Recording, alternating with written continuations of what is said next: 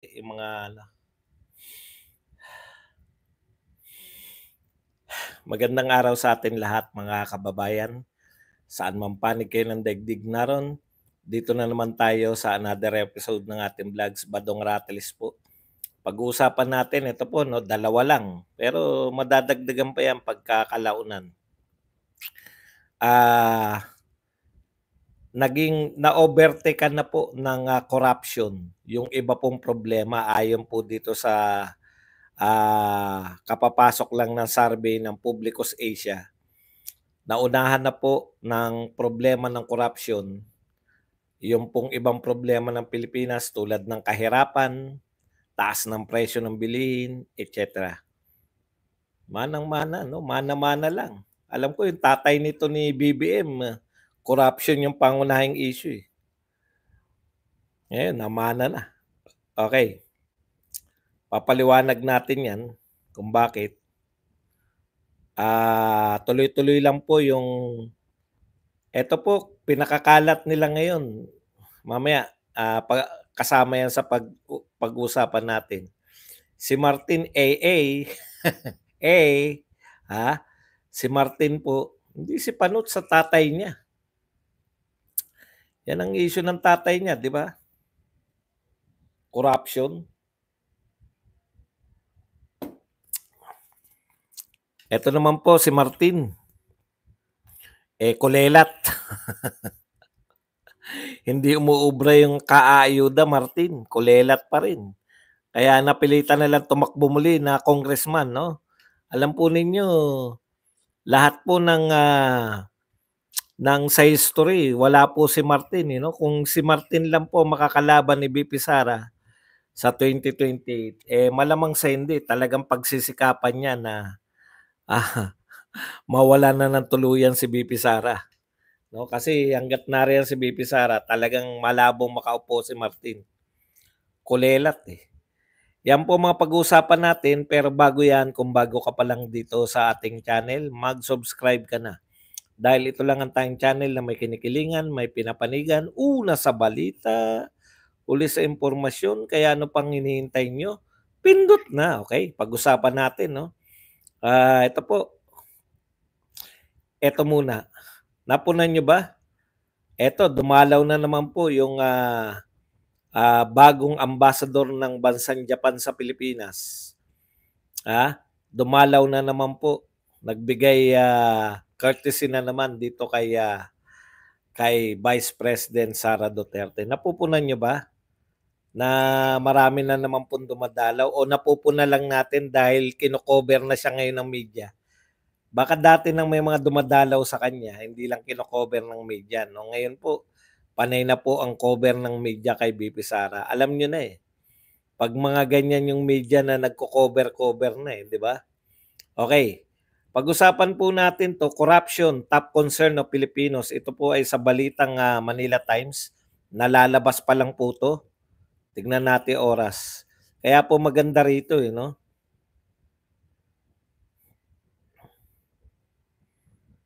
Okay. October 2. So lalabas po to. October 1 pa lang ay lalabas po to sa October, bukas pa. Kaya tayo una sa balita eh. Bukas pa lang to lalabas ng Manila Times, naunahan na natin. Hinihintay ko talaga yung mga alas 10 eh, kasi alas 10 naglalabasan yung mga dyaryo ng news nila bukas. Okay, ayon po sa survey na to, no, ng Publicus Asia Incorporated. Sabi po, kasabay po ng paglalabas po ng pagpapile po ng mga certificate of candidacy. Ambot Burao, thank you very much sa 279 Canadian dollars. Kasabay po ng paglalabas ng paghahain ng certificate of candidacy ng mga tatakbo sa iba't ibang posisyon maliban sa president at vice president, nilabas po itong pangunahing concern ng mga Pilipino, no? Nag-shift na po kasi dati ang pangunahing concern yung taas ng presyo ng bilihin. Ngayon po pangalawa na lang siya. Mapapansin niyo po to, dahil ginanap 'to September 15 to 19. Ang mga tapos na po diyan yung, ito po yung umulan. Bakit po corruption? Ang tingin natin diyan, bakit na-overtaken ng corruption yung nariyan pa rin naman 'no, pangalawa pa rin yung mataas na presyo ng bilihin o inflation at saka yung economy at kahirapan. Yun po yung apat. So lahat po ng tumatakbo dapat 'no, ito po ang ina-address ninyo. O miski po yung gobyerno dapat, ito yung pinagtutuunan ng pansin. Sabi nga ni VP Sara, hindi naman akong problema ng Pilipinas eh. Correct. Ang pangunahin pong problema ng Pilipinas ay corruption, inflation o pagtaas ng presyo ng bilihin, ekonomiya, at saka kahirapan. Baliktad po eh. Ang pinoproblema ng mga congressman at ng mga senador ay mga Duterte. Meron po bang problema ng Duterte nakalagay doon? Kaya po mali yung pagtugon, no? Maling-mali po tong gobyerno na to, wala pong pagtugon sa corruption, wala pong pagtugon sa pagtaas ng presyo ng bilihin at iba pang problema. Bakit? Focus nila Duterte. Focus nila politika eh. Tignan nyo po epekto. Totoong bumababa naman, sila din naman bumababa eh. No? Pero, imagine po ninyo, ilang taon na po sila, pangatlong taon na po nila to sa pwesto. Pero wala pa rin nangyayari sa Pilipinas, palubog tayo ng palubog. Kailan po natin nakita yung corruption talaga? Kitang-kita natin yung corruption nung bumaha po, kapag mamalaki pa lang ng 5,500. Alam nyo, sa totoo lang, ito po, divine justice to eh, no? Pinagmamalaki, meron tayong 5,500 flood control program. Hindi po yan galing, hindi yan pong programa na yan, hindi po yan yung galing kay Duterte, tinuloy lang, hindi po. Ito po yung kay Pangulong Marcos lang. Kay Marcos lang yung 5,500 na yan. Ngayon, meron na naman ngayong taon na to, 5,000 na naman. 10,000 po. Nasaan po yan?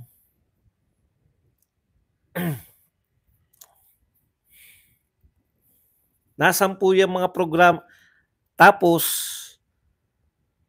mas lumala pa po yung baha ngayon. Isa pa po, kaya po lumutang ngayon yung corruption. Lahat po ng bumibirang congressman kay VP Sara, nakita nyo naman. Sila Abante, mula kala Abante, mula kay Abante, dito kay Kimbo, sa lahat ng mga young guns na yan, kitang-kita nyo po yung pagde-display. Hindi po tinatago. No? Habang nasa kabila po ng kahirapan ng mga mamamayang Pilipino, yung pagde-display po nila ng yaman nila, pagde-display ng mamahaling relo, mamahaling bag.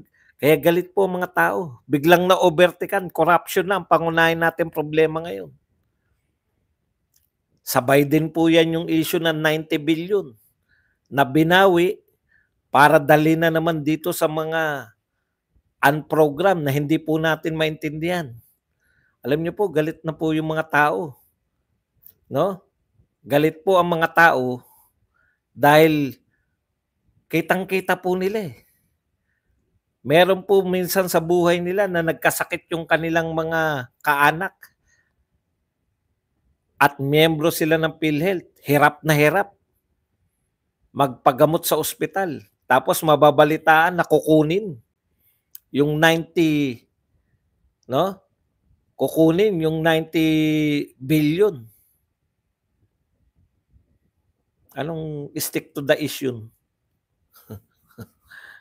Kinuha yung 90 billion para po dyan sa mga unprogram.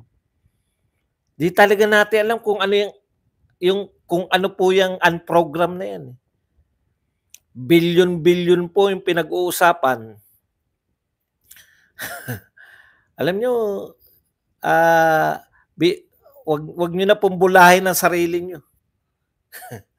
Kung naniniwala po kayo na BBM ako, edi baliwan na lang tayo. Magbaliw-baliw na po kayo.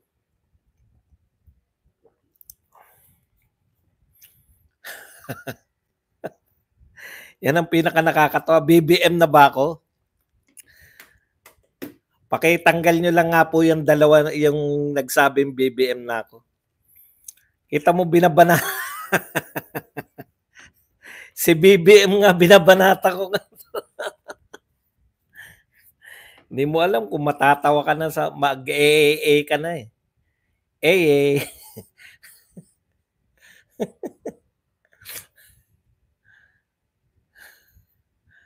Hindi mo alam kung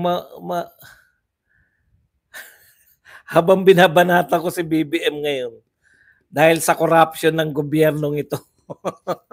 Ang comment niya, BBM ka na raw.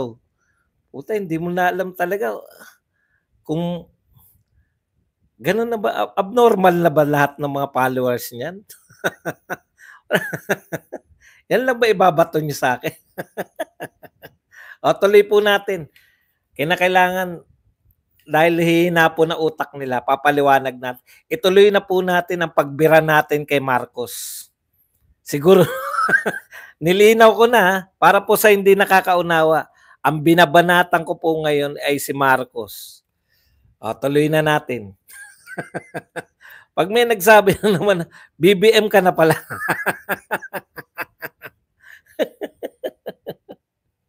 Matatawa ka na lang sa... Habang binabanatan yung corruption sa gobyerno ni BBM, bigla may nagtatanong, BBM ka ba? Pwede pong makinig. Hindi. Siguro umiikot sila sa mga vlogger, no? Umiikot sila. O sige, ikutan niyo yung mga vlogger para ano. Okay, mana po balik na po tayo rito, no? Yan po yung dahilan nung bakit napatampok yan. Habang paulit-ulit sila sa 125, billion po yung ayaw naman nilang, biruin nyo, 90 billion, wala po nagtatanong kung saan dinala ni Recto. No? Saan mo dinala yung 90 billion na kinukuha mo sa PhilHealth? Saan dadalin? Wala po nagtatanong sa mga congressman. Pero yung 125 na hiningi nila sa COA, humingi sila ng kopya. Humingi na sila ng kopya sa COA. Tapos nilantad na nila, genaryo na, sinabi na nila sa press kung saan yung pera, tinatanong pa rin nila. Hindi pa rin nila maunawaan. Alam niyo na po, mana-mana lang yan. Yung mga followers, mana po sa mga pinapalo nila. Hawak nyo na papeles, hindi nyo pa maunawaan kung saan ginasta. Ano pa ilalabas ng COA? Tinanong nyo pa.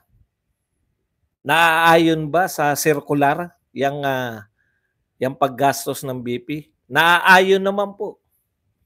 Sumusunod naman yung BP. Wala po nilalabag dun sa circular.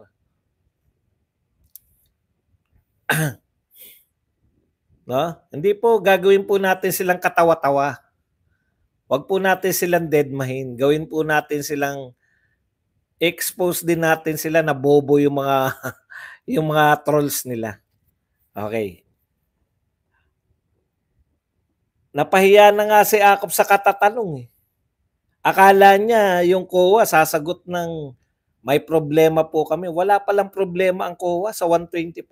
Naghihintay lang sila ng papeles. Nagmamadali kayo kasi kayong banatan eh.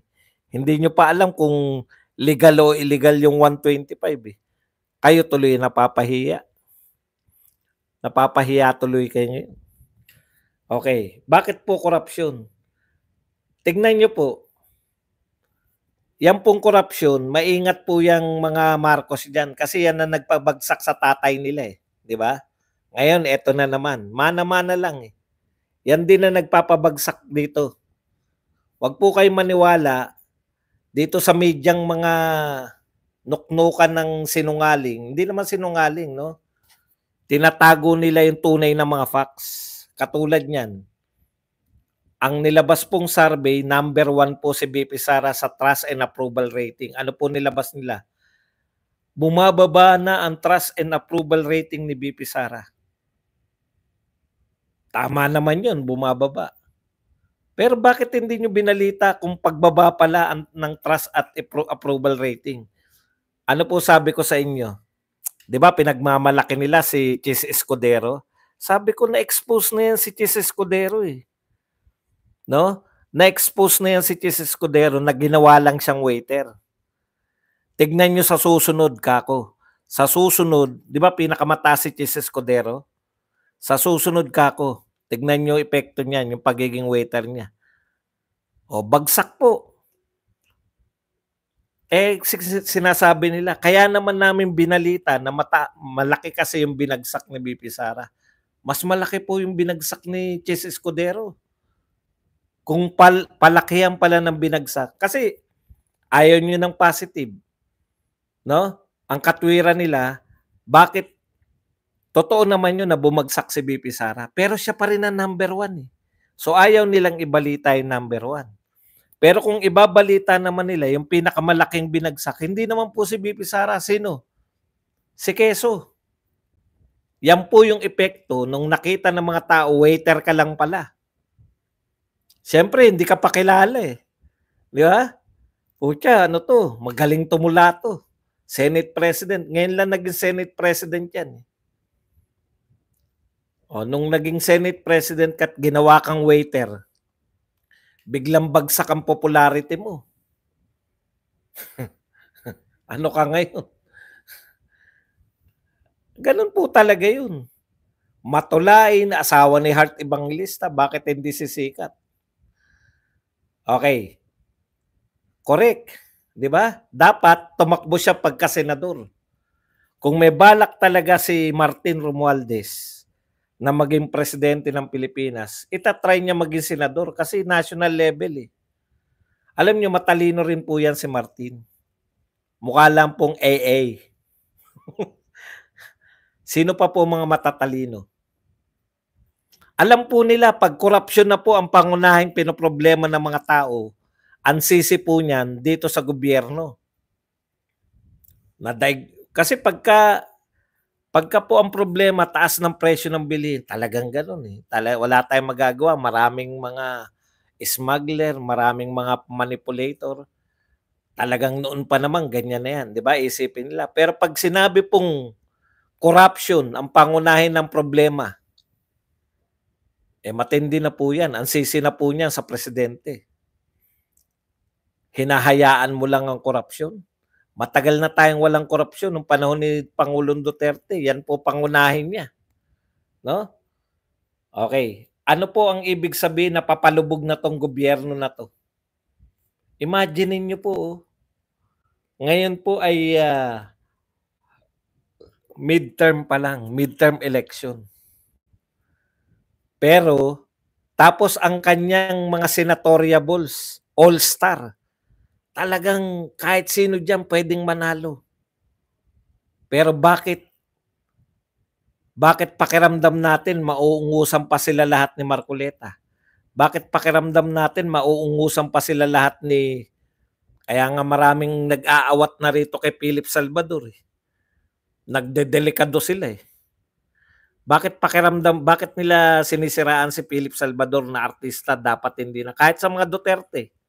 Marami naniniwala sa inyo na hindi dapat iboto si Philip Salvador dahil artista eh. Di ba? Umamin kayo. Oh, bakit? Kasi delikado tong 12 na to ni Marcos. Pag korupsyon na po ang sinisita ng tao, direkta yan sa Pangulo. Pakiramdam ng mga tao, hindi magkakaroon ng korupsyon, dalawa lang po yan. It's either yung Pangulo mismo kasabwat sa korupsyon or wala siyang kakayahan talaga mamuno dahil kanya-kanyang nakaw yun sa paligid. In fairness po sa mga Aquino, hindi talaga sila magnanakaw. Kaya ko pong sabihin yan. Si Cory at si Noynoy. Pero dahil wala silang kakayahan, lahat ng nakapaligid sa kanila, yun po, ang dami po, kanya-kanya. Eh, wala naman silang kakayahan, wala silang kaide-ideya, eh, 'di ba? Yung isa asawa lang, eto namang isa, alam niyo na.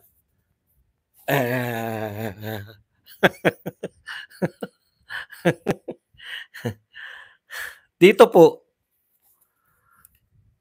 sa panahon ngayon, hindi ka maniniwala na 'pag korapsyon ang pinag-uusapan, walang ideya 'to, eh. Kung wala man siyang ideya, yung asawa niya matalino. Mapapalusutan niyo ba 'yan? Kung anti-corrupt yung pamilya niyo, mapapalusutan ba sa tingin niyo ng corrupt official 'yan? Malamang hindi. Hindi yan napapalusutan. 'Di ba sabi ko nga dalawa lang 'yan, eh. Kasama ka ro'n o kaya napapalusutan ka. Alin man kayo do'n, wala kayong lusot. 'Pag corruption na po ang pangunahing problema ng bayan, puta direkta po 'yan sa pangulo. Kaya matatalino po 'tong may dalawa pong senador na matalino. Under niyan 12 ni Marcos. Alam niyo kung sino? Si Ping Lacson tsaka si Imee Marcos. Sino pa mas matalino sa kanila diyan sa 12?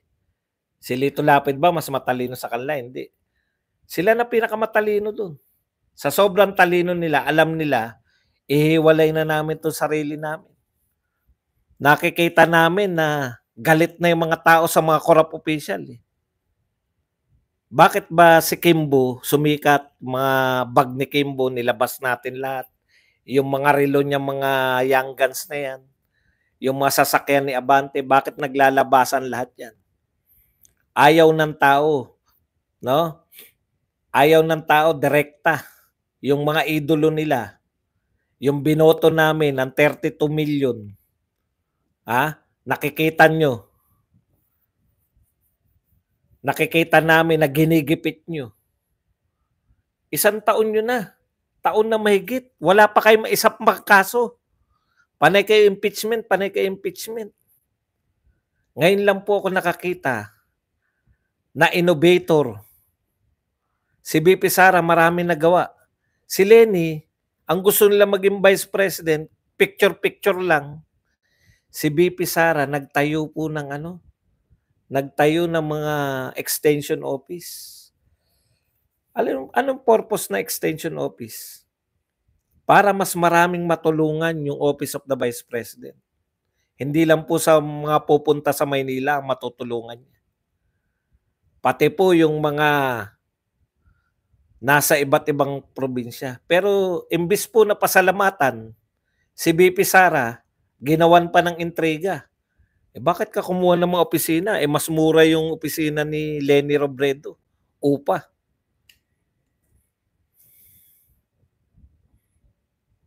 O kita nyo, dinidistansya na ni Lacson tsaka ni Imee yung sarili nila sa gobyernong ito.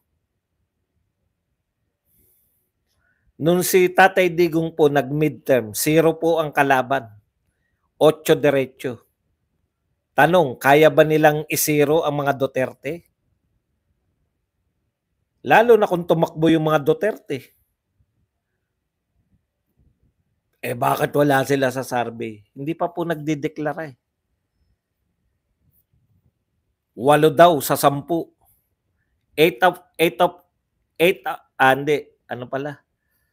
10 out of 12 daw ay mga senatoriables ni Marcos. 2 lang daw ang papasok sa 12 na Duterte ayon sa survey. Totoo po 'yan ngayon. Kasi hindi pa naman kasama diyan na nagdeklara na si Marcoleta, eh. Hindi pa kasama diyan na nagdeklara yung mga anak ni Digong. Di nga natin alam kung tatakbo sila o hindi. Yung dalawa. O si Tatay Digong mismo. Ang problemahin ninyo, bakit may pasok sa mga Duterte samantalang walang humpay ang atake nyo? Bakit may mga pasok pa rin sa hindi nyo kayang isiro? Kasi nung panahon ni Duterte, siniro niya yung pangunahin niyang kalaban, eh, sa midterm election. Eh. Di ba? 0. Yung Liberal Party. 8 diretso. Gano'n ang mga statement. Kung talagang bilib sa inyong mga tao, kaya niyong i-zero yung mga kalaban niyong pangunahin, zero.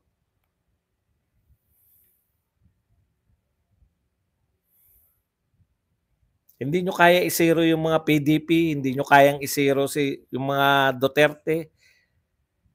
Papasok po yan. Hintayin niyo si Marcoleta. Saglit lang yan.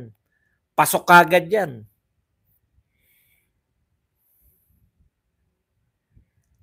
Ang pinoproblema nyo kasi mga Duterte, tandaan po ninyo, Martin, tsaka kung sino man mga pinuno niyan, tatlo lang naman pinuno ng mga yan. Si BBM, si Lisa, tsaka si Martin.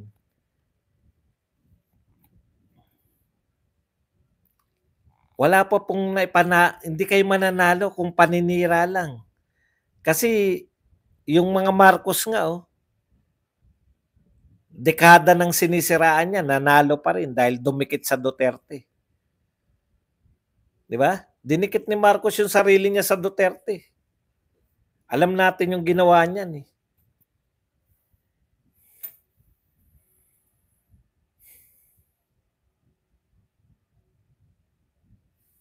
Kaya yan. Ngayon pa, nangangampanya tayo. I-zero natin yan. Yung 12 na yan. 12 diretso. I-zero ang 12. Kasi statement yan eh. Biruin mo yung numero 1 nila, si Erwin Tulfo, nangangampanya ng impeachment kay BP Sara. Uupo kang senador eh.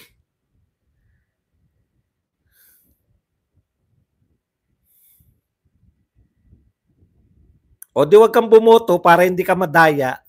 Hindi ko na problema yan. Kung ano-ano mga pinapasok niyo. Ang mga Duterte po, hindi naman tayo Marcos eh. Marcos ba ka ba? Marcos lang naman na daya ko no eh. Robredo ka ba? Pangilinan ka ba? Si Kiko tsaka si Robredo na daya daw. Si Marcos na daya daw. Duterte kami. Hindi pa kami natatalo. Hindi kami nadadaya. Yung mga nadadaya lang, yung mga talunan. Meron ba nagsalita sa Duterte, dinaya kami? Katwiran lang po yan ng mga puta, may pera ka eh. Lumaho ka nga ng eleksyon eh. Bilyon-bilyon ginagastos mo, hindi ka maglalagay ng bantay na marunong sa computer. O lahat ng tanga, lahat ng hindi marunong sa computer, kayo magbabantay sa computer. Ganon. Huwag niyong tinatanga yung mga tao. Siyempre, katwiran lang yan ng mga talunan. Ako po, magsasalita po ako sa inyo.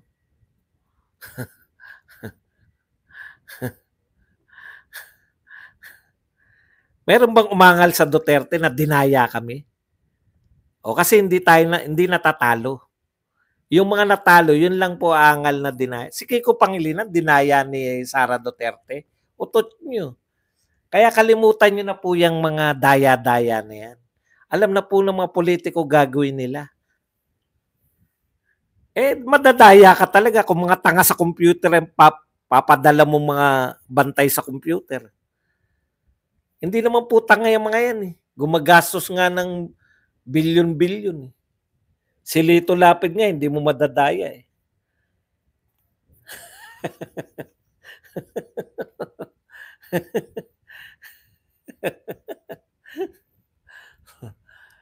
Kalimutan nyo na yan.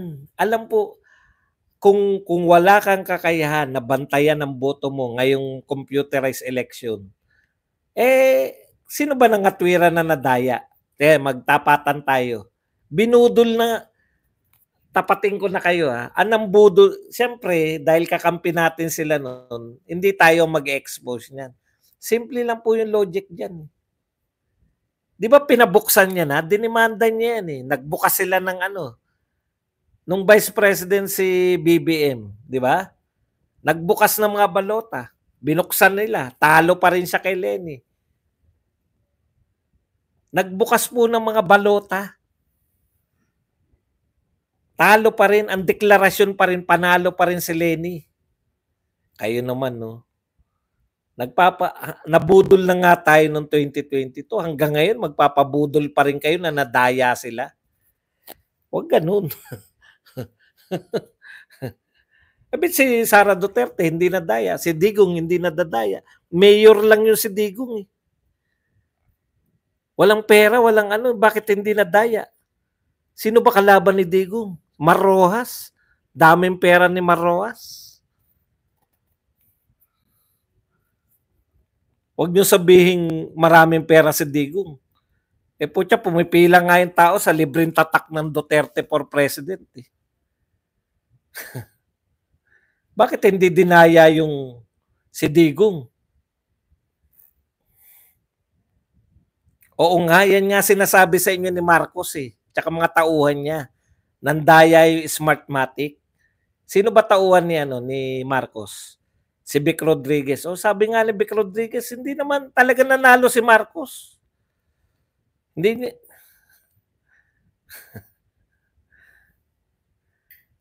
Kasi kung pagpipilitan nyo po na nadaya, bakit tayo lumalawak sa eleksyon kung kaya pala tayong dayain? Wag na kayo lumawak sa eleksyon.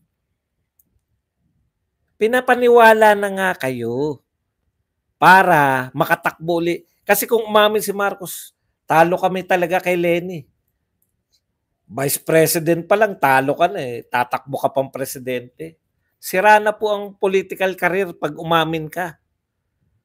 Kape Boss Buds. Kaya nga si Leni tambak na, hindi umaamin. Sabi niya, wala naman nakita yung mga IT expert namin na dayan.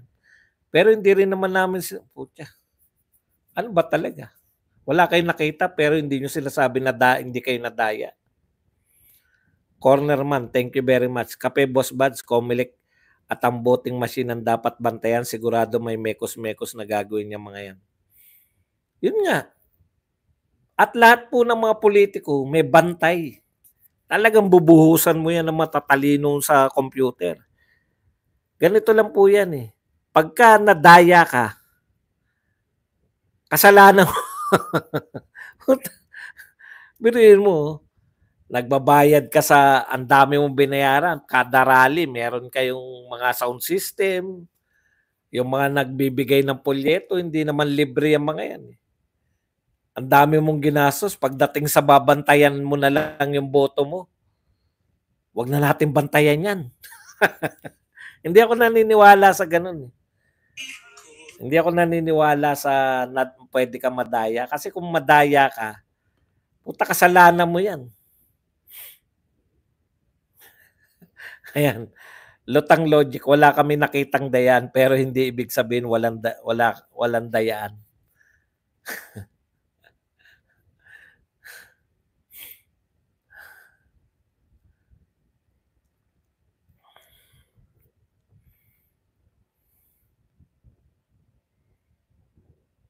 Banateros Doya LDS legit Duterte supporter.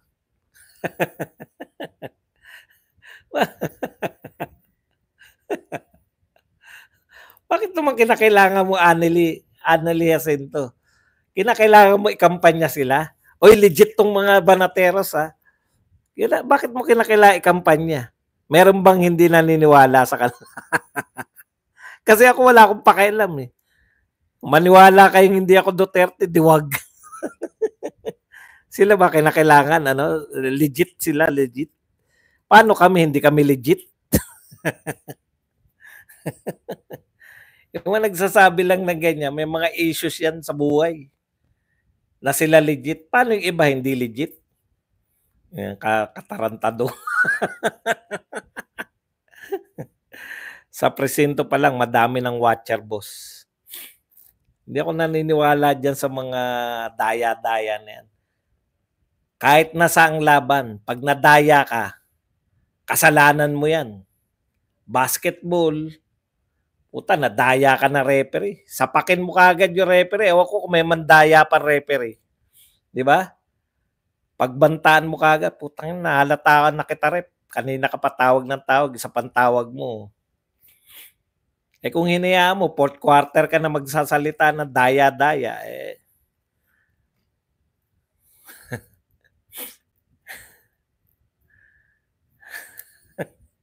Parang parang pa-trying hard, 'no? Legit wala naman po yatang kumu-question. Kino-question niyo ba yung Banateros? Wala naman yatang kumu-question sa kanila, eh. Issue pa ba yan ngayon? 'Di ba nagbati na sila? 'Di ba bati na sila ng mga bisdakeros? May issue kayo, eh.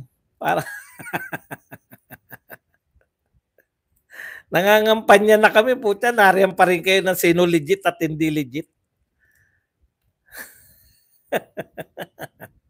Nakakatawang putya.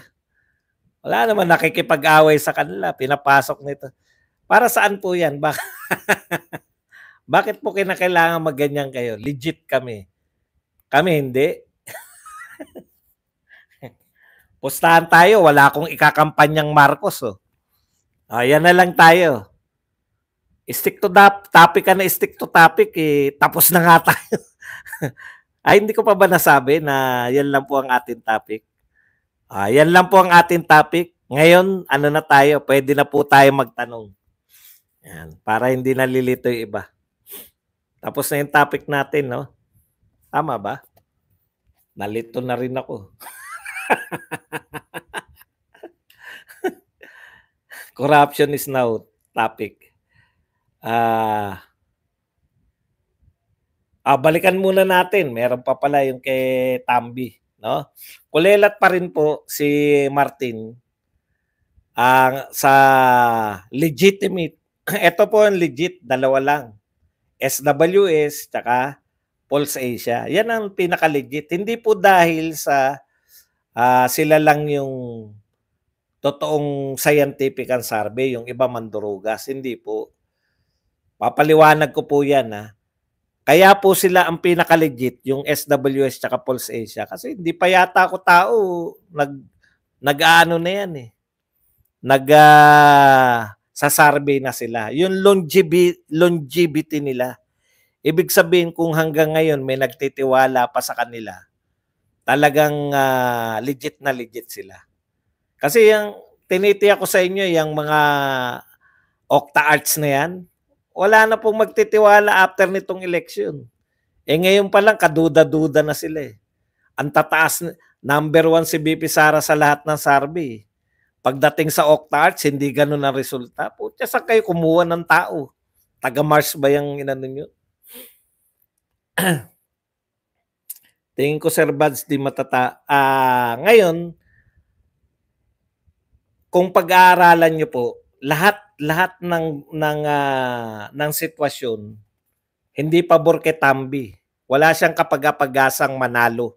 Una, wala pa pong speaker.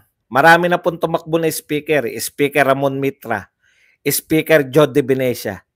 Sa totoo lang po, yung Ramon Mitra at Joe De Venecia, po, ang laki-laki ng chance na manalo nun. Kasi talagang hawak din nila buong kongreso nun, eh, nung panahon na yun. Kaya lang talagang wala pa po sa kasaysayan ng Pilipinas na yung House Speaker tumakbo.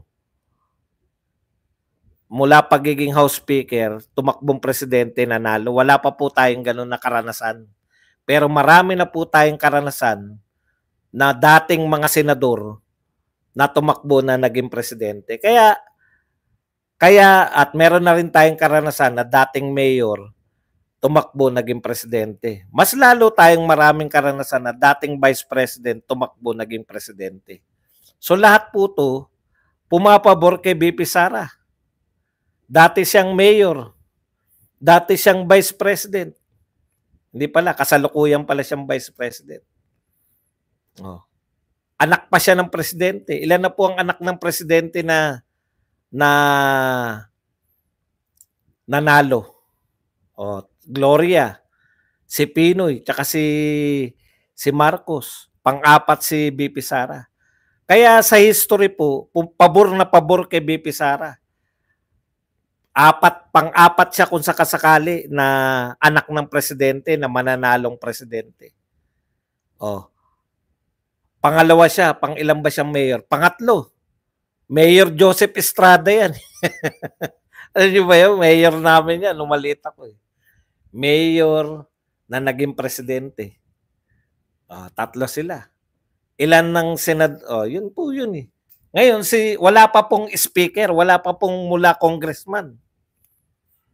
Kaya lahat ng laban kay Martin eh. Bakit hindi ka tumakbong senador? Kasi alam niyo sa totoo lang, maganda siyang kung talagang may gusto niya yun na yun ang next step. National level po kasi yung senador eh. Makakapangampanya ka na mula Luzon, Visayas, Mindanao. May ideya ka na kung kaya mo ipanalo yung presidente. Yun yung problema nito ni Tambi, hindi siya naging senador, hindi siya nakatakbo ng national level. Mula sa distrito, ilan lang ba boto niya sa distrito? Wala pang kalahating milyon. Pero yun lang ang boto mo. Tapos maghangad ka na 32 million. Ang kakalabanin mo, 32 million yung huling boto. Ikaw yung huling boto mo, wala pa, 300,000 lang yata yung boto niyan.